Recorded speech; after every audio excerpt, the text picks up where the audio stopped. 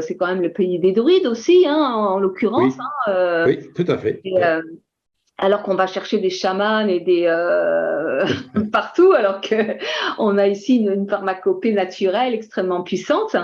Et je me disais, moi, non, je vais pas aller me soigner avec la médecine chinoise parce que je veux me soigner localement avec les choses ici locales. Et donc, je me souviens la première fois qu'on s'était rencontrés. J'avais parlé de ça et ouais, moi la pharmacopée chinoise, d'accord, mais est-ce qu'il n'y a pas les mêmes plantes ici, là, en France, enfin, etc. Et puis en fait, pour avoir essayé les plantes ici locales, ça fonctionnait pas, mais c'est vrai que j'ai fini par craquer, j'ai pris de la pharmacopée chinoise et là, ah, waouh, ça a...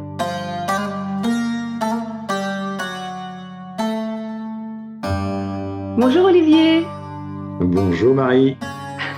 enchantée de faire cette émission aujourd'hui avec toi. Ça faisait un petit bout de temps que c'était dans les tuyaux. Et puis, donc toi, tu es praticien en médecine traditionnelle chinoise et acupuncteur. Alors, on se connaît déjà depuis quelques temps. Et puis, j'ai été amenée à avoir affaire à tes prestations.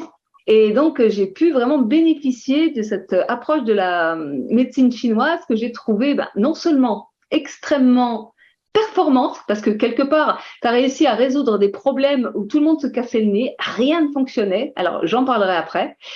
Et donc, voilà, efficace, pointue, une approche qui prend en compte la globalité de l'être humain et qui vient finalement agir sur la cause des causes des causes des causes, c'est-à-dire qu'on n'est plus du tout sur le symptôme, hein, mais vraiment sur qu'est-ce qui génère ça. Et c'est vrai que quand on met le doigt sur la cause des causes, c'est au-delà du symptôme qu'on résout, c'est-à-dire qu'il y a ce qu'on voit, les symptômes qui s'expriment, mais c'est voilà, la vitalité totale qui se retrouve vraiment améliorée. Alors, j'en parlerai après. Juste là, déjà, est-ce que tu peux dire pourquoi finalement tu t'es intéressé à cette pratique-là? Qu'est-ce qui fait que tu es devenu praticien en médecine chinoise?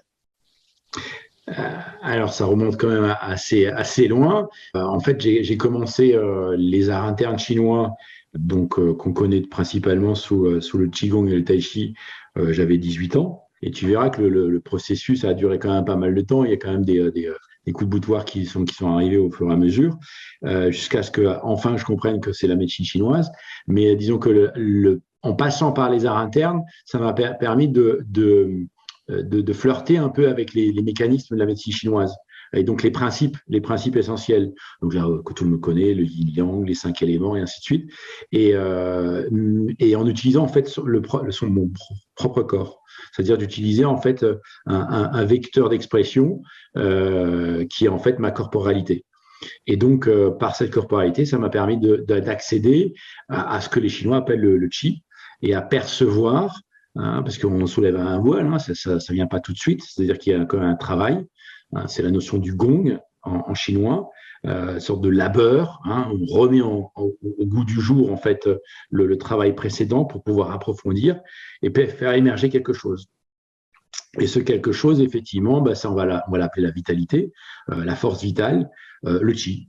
Et donc ce chi va s'exprimer et puis à un moment donné, on va avoir un certain nombre de potentiels qui vont s'exprimer. Et donc progressivement, je dirais mon existence a tourné un peu autour de ça, jusqu'à, donc je la fais court, hein, mais jusqu'à mes 40 ans, et en déménageant sur Lyon parce que je suis originaire d'Alsace.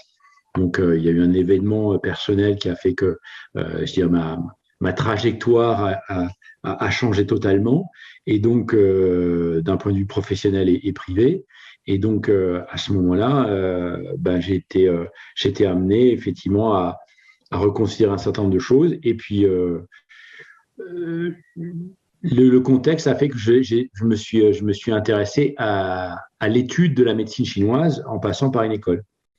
Et donc, c'est vraiment sur le tard, hein, que j'ai commencé ça.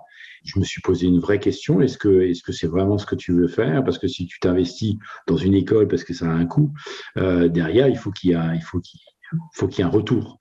Donc, je me suis vraiment posé, j'ai vraiment réfléchi à la chose et j'ai laissé émerger en fait la sensation qui m'a dit bah oui, vas-y, quoi, il y a pas de souci. Et depuis là, ben, ça fait maintenant, on s'est inscrit à l'école, je crois que c'était en 2012, je crois, ou 2000, ouais, je crois quelque chose comme ça. Et j'ai commencé à m'installer en 2015.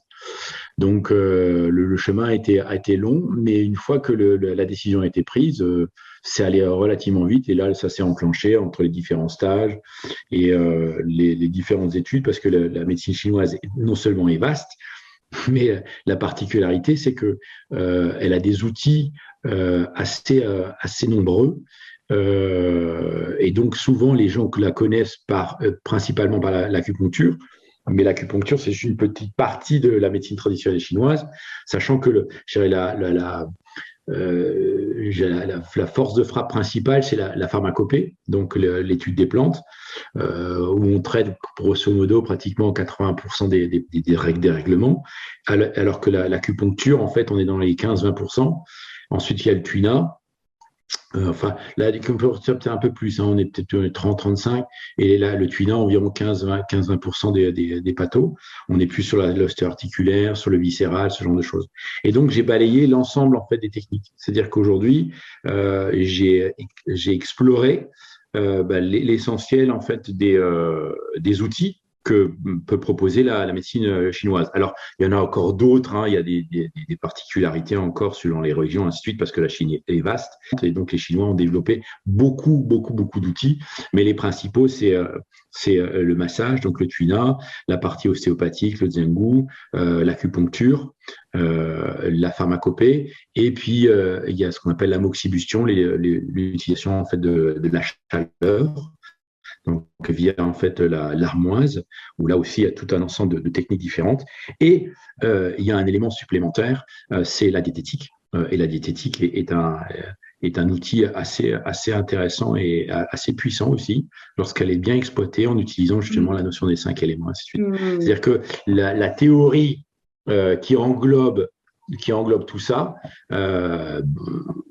qu'on retrouve en fait dans un ouvrage qui s'appelle le Huangdi Neijing, qui est scindé en fait en deux parties, hein, sans rentrer dans les détails.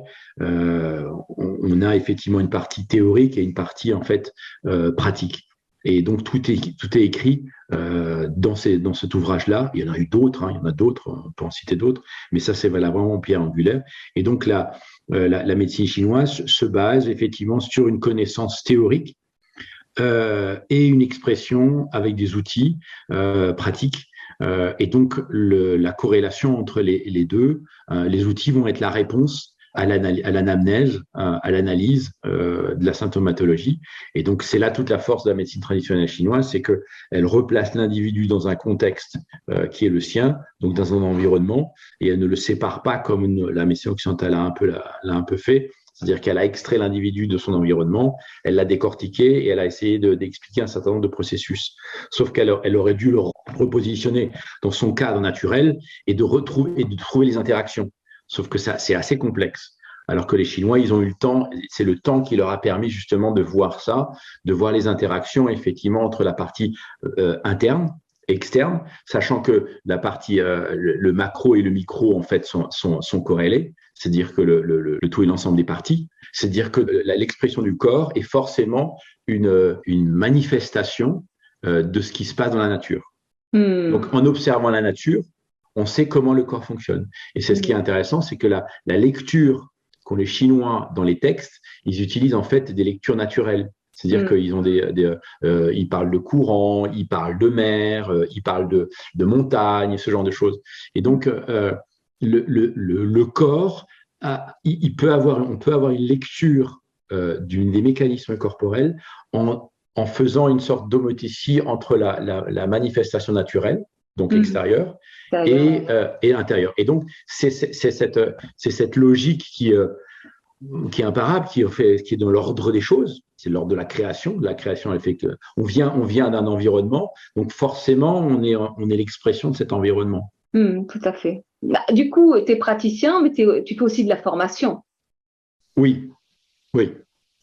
Et tu travailles avec... Donc j'ai la chance de pouvoir intervenir dans une formation certifiante, non pas diplômante, mais certifiante. Dans le cadre de cette formation, donc il y a un ensemble de connaissances théoriques qui sont soutenues par effectivement des cours pratiques. Et donc c'est dans les cours pratiques où j'interviens.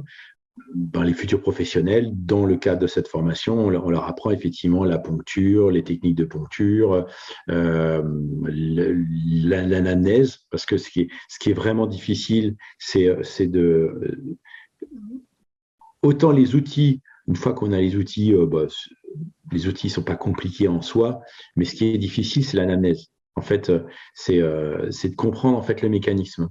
Et donc, c'est toute la théorie qu'il faut avoir comprise et pouvoir faire la corrélation, faire la synthèse entre la théorie et à partir de là, quel est l'outil que je vais utiliser et quel est l'outil le plus performant, pertinent et le plus intéressant pour ce cas-là.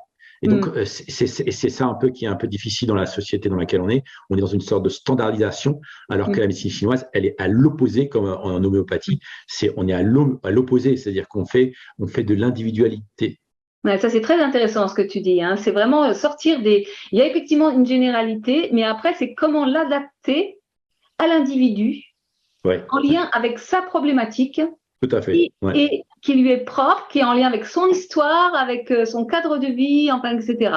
Et c'est ça qui est absolument intéressant et puissant, en fait. Voilà. Ah oui, puisque plus c'est précis, moins on va utiliser forcément d'énergie, et plus effectivement la réponse va être flagrante, va être évidente.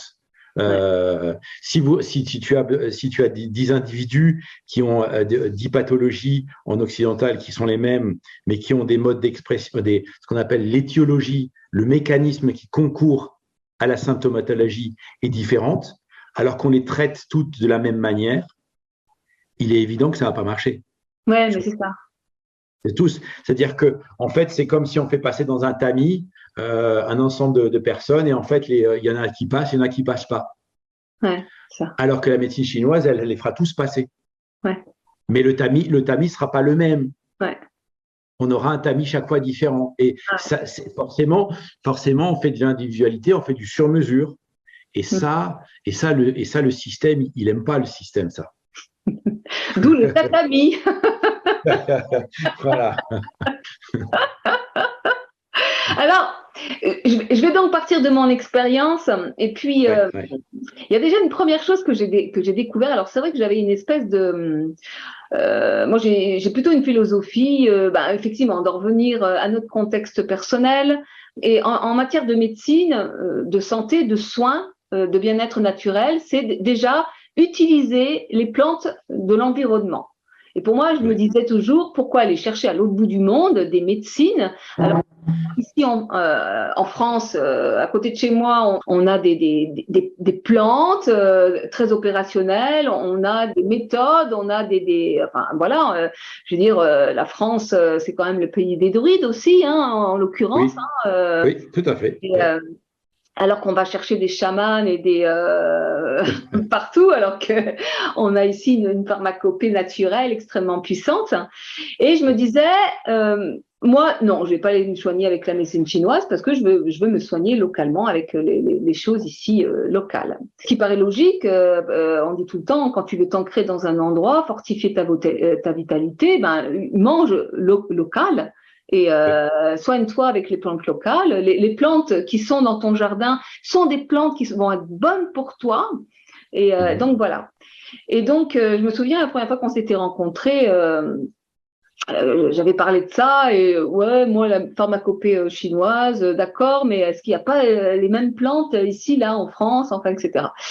Et puis en fait, pour avoir essayé les plantes ici locales, ça fonctionnait pas, mais c'est vrai que j'ai fini par craquer, j'ai pris de la pharmacopée chinoise et là, waouh, ça a dépoté. Alors, pour parler de ma situation et ce qui a fait que je suis venue te consulter, c'est qu'il y a quelque temps, j'ai fait un épuisement nerveux qui a généré tout un tas de dysfonctionnements intérieure et notamment d'ordre digestif.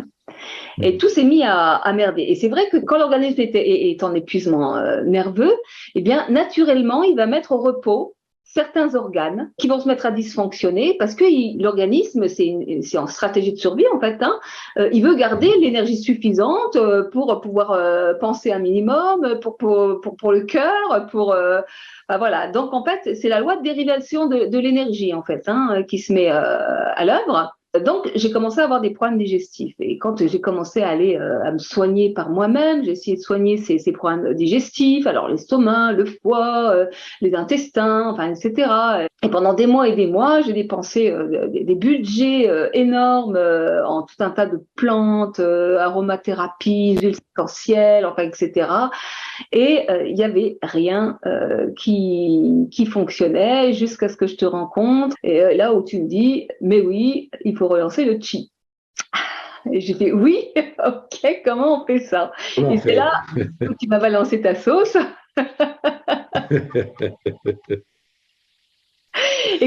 Donc tu as relancé le chi s'est relancé et tout s'est remis à fonctionner, même au-delà, parce que j'ai non seulement plus de problèmes digestifs, mais alors une énergie. Oui. C'est simple, ouais, c'est évident, c'est évident. Alors c'est là où, alors ce qui est intéressant dans ton cas, c'est que, et comme beaucoup de cas, c'est que en fait on fait un peu d'automédication, même si on connaît un peu on connaît un peu les plantes. Alors ce qu'il faut savoir, c'est que le travail qu'ont fait les Chinois en fonction de la pharmacopée chinoise sont les seuls à avoir fait ça. Donc la grille de lecture, sachant que il y a différentes, alors non seulement il y a différentes écoles pour la pharmacopée, parce que quand on parle de pharmacopée, les plantes, les gens ils considèrent, il y a des bouquins, j'en montre un par exemple, celui-ci, c'est en fait, tu as toutes les plantes qui sont classées suivant leur nature, leur saveur et en fait en fonction de leur tropisme. Donc tropisme, c'est leur mode d'action. Et alors, ça, c'est un bouquin, mais ensuite, tu en as plein d'autres sur les formules, sur les combinaisons. Et ce qu'il faut savoir, c'est qu'il y a un ouvrage majeur qui s'appelle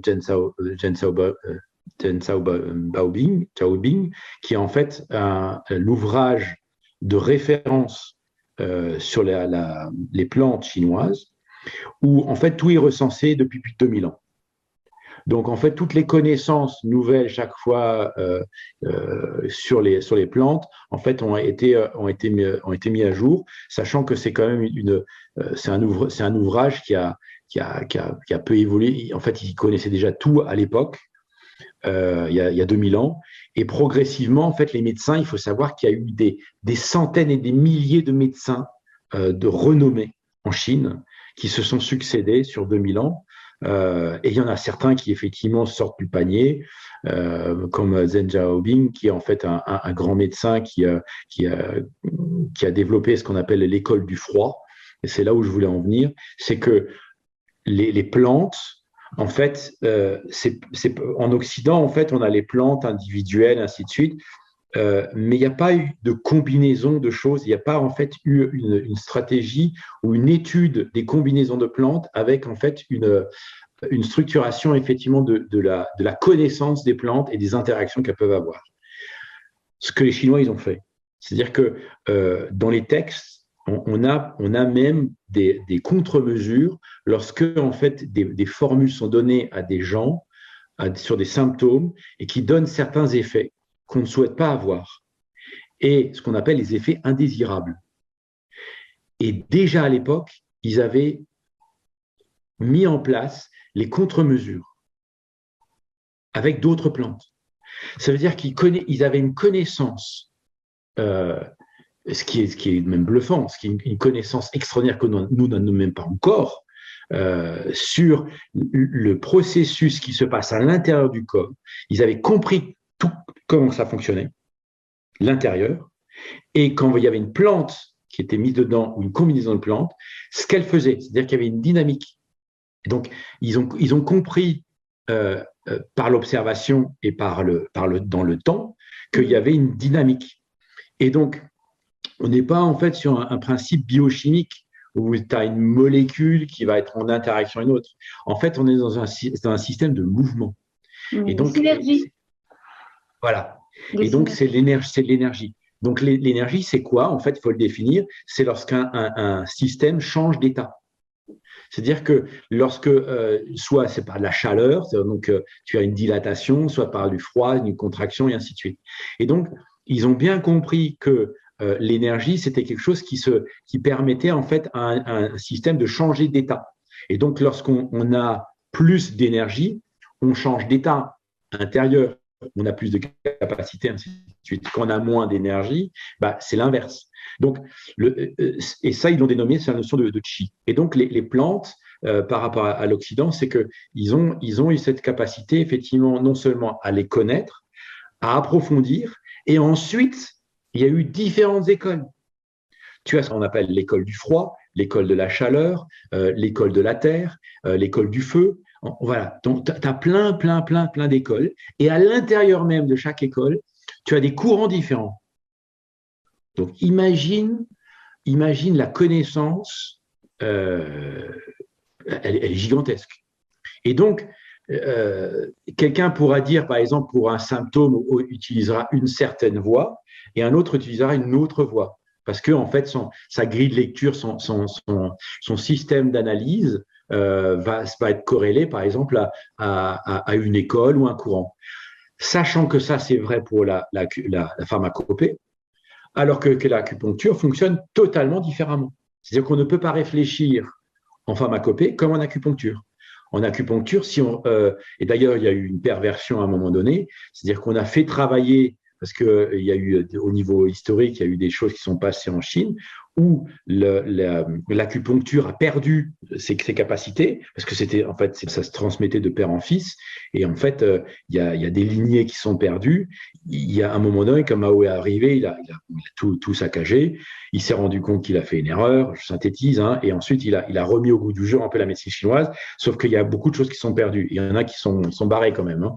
Donc des grands maîtres qui sont partis. Donc ils ont dû retravailler ça, et donc ils ont calqué un peu la réflexion de la pharmacopée sur l'acupuncture, ce qui marche pas du tout de pareil.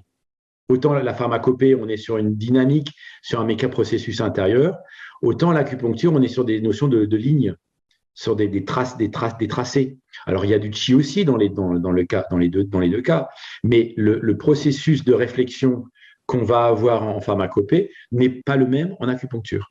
Ça veut dire que, et c'est ça que les Occidentaux doivent comprendre, c'est que un médecin en médecine chinoise, s'il fait que de l'acupuncture, il pense acupuncture, mais il faut faire attention qu'il ne pense pas à cette notion, ce qu'on appelle zhongfu, ce qu'on appelle organe entrailles, mais il faut qu'il pense en notion de canaux, donc des méridiens. Et donc, la symptomatologie et donc l'anamnèse va être différente que lorsqu'on va utiliser, par exemple, des plantes. Donc, c'est là où ça devient complexe et ça devient intéressant, parce qu'à ce moment-là, c'est comme si on avait deux cerveaux. Hein. Oui, juste une question, parce que depuis tout à l'heure, tu emploies le mot anamnèse, ça veut dire diagnostic, c'est ça? Oui, parce que en fait, oui, c'est un diagnostic, sachant que le diagnostic, en fait, c'est plutôt utilisé en médecine occidentale. Donc, D'accord. on fait une anamnèse. Okay. C'est une analyse de la symptomatologie qui permet de découler sur un diagnostic, sachant que diagnostic, en fait, on ne peut pas l'utiliser, on va utiliser plutôt effectivement un bilan. Ok. On va appeler ça un bilan énergétique, parce que le diagnostic, il est plutôt dévolu aux médecins. Ok, d'accord. Voilà. C'est important au niveau des termes. Il y a des termes qu'on laisse à la médecine occidentale. Ils le font très très bien. Ils essaient de le faire en fonction des outils dont ils disposent. Et nous, on fait un bilan. Voilà. Et en fait, ça s'appelle un bianzeng, c'est-à-dire que ce qui permet de faire un bilan énergétique. Il y a quatre niveaux. Voilà. Ok. Donc, ça s'appelle l'anamnèse. Voilà. Et donc, à partir de l'anamnèse, on va pouvoir en fait déterminer ce qu'on appelle un syndrome. Et ce syndrome, en fait, va qualifier un certain nombre de réponses. Donc les réponses vont être en fonction. Alors le médecin chinois, il va utiliser les outils sur lesquels il a été formé et sur lesquels il se sent à l'aise. Donc il y a la plupart effectivement font principalement de l'acupuncture, un peu de tuina. Après, ceux qui font de la pharmacopée, qui est quand même un peu la voie considérée en Chine comme un peu la voie royale, puisqu'elle est relativement complexe et, comme je l'ai expliqué, relativement vaste. Et elle répond à beaucoup de pathologies anciennes et modernes. Elle nécessite beaucoup de travail, puisqu'il faut connaître les plantes, connaître donc il y en a déjà beaucoup, il y en a plus de 3000 je crois, mais on en utilise environ 100 à 200 qui sont les majeurs, et donc les connaître en fait ce qu'on appelle leur tropisme, leur mode d'action privilégié, ce qu'on appelle leur particularité active, et ensuite les interactions, c'est-à-dire qu'il y a des combinaisons de plante à plante, et ensuite il y a des formules, c'est-à-dire que c'est des combinaisons d'un ensemble de plantes qui constituent une formule. Et ensuite, les formules peuvent se combiner. Donc, ça devient relativement complexe. Et en même temps, dans les formules, on va dire, par exemple, dans une formule de base, on va avoir 4-5 plantes différentes. Et en même temps, on va pouvoir en enlever et en sortir. Donc, la formule a ce qu'on appelle un tropisme, un mode d'action. C'est comme si elle devenait une plante unique et elle va avoir une action particulière. Et je vais pouvoir, en fait, en enlevant ou en rajoutant des plantes, modifier, en fait, sa personnalité. Et donc, avoir, en fait, un chemin d'action privilégié en fonction de ce que je constate chez le patient. Donc, et ça, c'est un art. C'est-à-dire que il faut connaître l'ensemble des plantes, connaître les interactions entre elles, les combinaisons, et ensuite, en fait, ce qu'elles font à l'intérieur. Ça veut dire qu'il faut savoir quel est le déséquilibre exact et déconstruire ce déséquilibre et reconstruire quelque chose. Donc, parfois, dans la stratégie, on est obligé, dans un premier temps, ça dépend des cas, déjà d'avoir une première approche de déconstruction, par exemple d'un dérèglement, et ensuite de reconstruire, et ensuite de stabiliser. Il y avait quelque chose de très très intéressant que tu m'as dit au niveau de, parce que souvent il y a une espèce de, comment dire, de lumière mise actuellement sur les vertus du jeûne. Oui. Pour régénérer l'organisme, pour nettoyer, pour revitaliser, etc., etc. Donc, on y va, qui de sa cure de jeûne, qui de faire des cures de monodiète, voilà. Et en fait, toi, ce que tu m'as expliqué et que j'ai effectivement expérimenté, c'est-à-dire que dès qu'on a des soucis digestifs, on va faire des cures de nettoyage, éventuellement on va aller dans le jeûne, etc. Sauf que c'est pas préconisé pour tout le monde. Et en tous les cas, c'était pas du tout préconisé pour mon cas à moi précisément. Et effectivement, alors que je me souviens à l'époque, j'avais commencé une première cure avec toi en médecine chinoise, j'avais relancé les choses. Il y avait des choses qui se sont mises en place et badaboum, là-dessus, je vais faire une espèce de jeûne, là. Ça m'a tout cassé. Et je suis de nouveau repartie dans mes problèmes. Et en fait, tu m'as expliqué qu'effectivement, une personne qui est dans un épuisement nerveux, qui a un chi trop faible, ne doit pas faire de jeûne. Oui.